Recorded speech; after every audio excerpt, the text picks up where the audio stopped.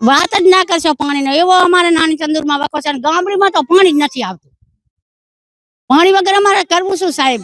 ખેતરામાં જાય બોરવાળાની કોણીઓ ભરી હોય તો બેડું પાણી આવે ને કે ના આવે તો લૂંટા લમણે પાછું આવે સાહેબ. પીવાનું પાણી કોઈ મહેમાન આવે ને તો અમારી આબરૂ જાય.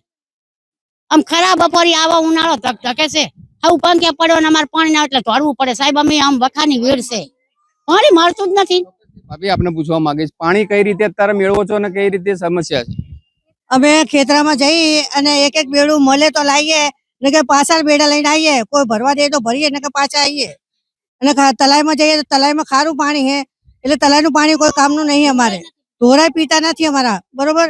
અને છોકરા અમારા ઘરે તમે જઈને જોયા, અમારા ઘરે છોકરા તરવા દે પાણી વગરના. જોઈ લો તમે જઈને. કોઈ મહેમાન આવે, કોઈ અમારા ઘરે પ્રસંગ હોય એટલે અમારી ઇજ્જતના ધજાગરા થાય પાણી વગરના. અને બીજા કામ જઈને અમે પાણીના ટેન્કરો મંગાવીએ બીજા કામ.